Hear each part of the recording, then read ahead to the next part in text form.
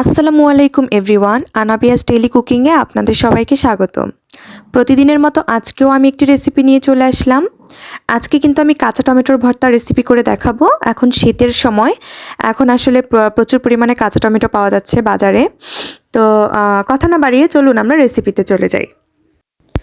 কাঁচা টমেটো ভর্তা করার জন্য এখানে আমি কাঁচা টমেটো নিয়ে নিয়েছি। আমি 4টা কাঁচা টমেটো নিয়ে নিয়েছি, 4টাকেই 3 ভাগ করে কেটে নিয়েছি।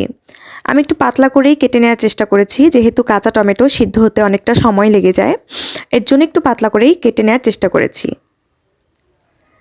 তো আমি একটা প্যান বসিয়ে দিয়েছি, প্যানটা গরম হয়ে গেলে এর মধ্যে আমি সাদা তেল দিয়ে দিয়েছি, তেলটাকেও ভালোভাবে গরম করে নিয়েছি। নিয়ে এর মধ্যে আমি টমেটোগুলোকে দিয়ে দিয়েছি, দিয়ে টমেটোর মধ্যে সামান্য একটু লবণ দিয়ে দিলাম আর সামান্য পরিমাণে হলুদ দিয়ে দিয়েছি।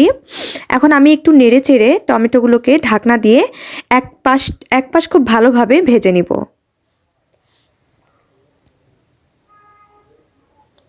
তো দেখতেই পাচ্ছেন একটা পাশ কিন্তু খুব ভালোভাবে ভাজা হয়ে গেছে। এখন কিন্তু আমি উল্টে দিচ্ছি, উল্টে দিয়ে আরেকটা পাশও কিন্তু আমি এভাবেই ঢাকনা দিয়ে ঢেকে ভেজে নিব।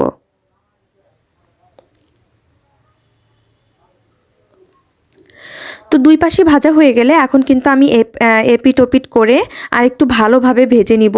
আর ভাজার সময় অবশ্যই কিন্তু হালকা আঁচে ভাজতে হবে, অবশ্যই মিডিয়াম আঁচেই ভাজতে হবে। বেশি জাল দিলে কিন্তু টমেটোগুলো পুড়ে যাবে, শুধু শুধু কালার আসবে বাট বেশি পুড়ে যাবে।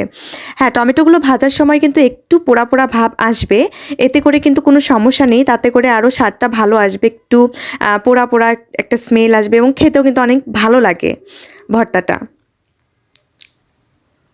তো টমেটোগুলোকে ভাজা হয়ে গেছে, আমি অন্য একটা পাত্রে উঠিয়ে নিয়েছি। এখন আমি তেলের মধ্যে পেঁয়াজ কুচি দিয়ে পেঁয়াজ কুচিগুলোকে একটু সফট হয়ে আসা পর্যন্ত ভেজে নিব।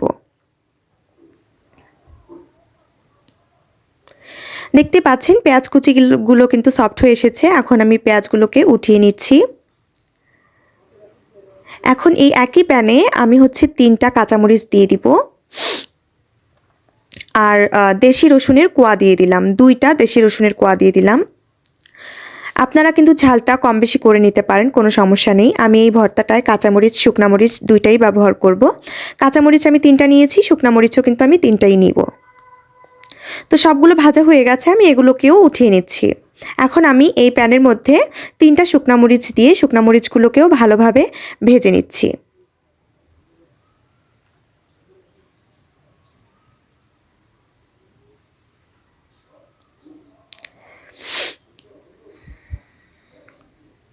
তো মরিচগুলোও কিন্তু ভাজা হয়ে গেছে, মরিচগুলোকেও আমি উঠিয়ে নিচ্ছি।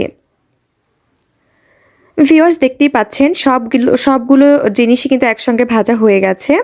তো টমেটোগুলো দেখতেই পাচ্ছেন ভালোভাবে নরম হয়ে গেছে কিন্তু। এখন আমি শুকনো মরিচের বোটাগুলো ছাড়িয়ে লবণ দিয়ে ভালোভাবে ডলে নিব। শুকনো মরিচগুলো ডলা হয়ে গেলে এর মধ্যে আমি ভেজে রাখা কাঁচামরিচগুলো দিয়েও ডলে নিব। কাঁচামরিচ দিয়ে ডলা হয়ে গেলে এরপর আমি রসুন দিয়ে ডলে নিব। রসুন দিয়ে ডলা হয়ে গেলে পেঁয়াজ কুচি দিয়ে ডলে নিব।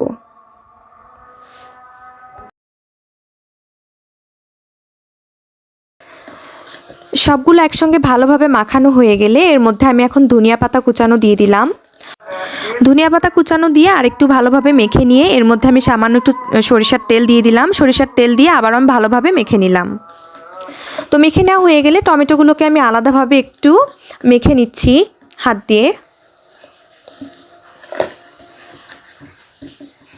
সবগুলো মাখানো হয়ে গেলে এখন মশলার সাথে বা মরিচ পেঁয়াজের সাথে টমেটোগুলোকে ভালোভাবে মিক্সড করে নিতে হবে।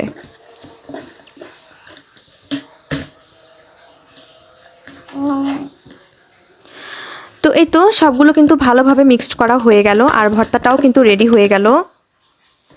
ভিউয়ার্স, দেখতেই পাচ্ছেন কাঁচা টমেটোর ভর্তা কিন্তু রেডি। এরকম কাঁচা টমেটোর ভর্তা কিন্তু আমি এর আগে কখনো করিও নি আর খাইও নি, এটাই কিন্তু ফার্স্ট টাইম, তাই ভাবলাম আপনাদের সাথে শেয়ার করি। আর কাঁচা টমেটো ভর্তাটা কিন্তু অসাধারণ লেগেছে, অনেক ভালো লেগেছে আমার কাছে। আপনারাও কিন্তু এভাবে ট্রাই করতে পারেন, আশা করছি আপনাদের কাছেও অনেক ভালো লাগবে। তো আজকে আমার এই কাঁচা টমেটোর রেসিপি আপনাদের কার কাছে কেমন লাগলো অবশ্যই আমাকে কমেন্টসে জানাবেন। এবং যারা আমার চ্যানেলে সাবস্ক্রাইব করেছেন তাদের সবাইকে অসংখ্য ধন্যবাদ। আর যারা আমার চ্যানেলে নতুন এসেছেন তারা আমার চ্যানেলটিতে একটি সাবস্ক্রাইব করে দিবেন আর আমার ভিডিওটি ভালো লাগলে একটি লাইক করে দিবেন। সবাই অনেক ভালো থাকবেন, সুস্থ থাকবেন। আল্লাহ হাফেজ।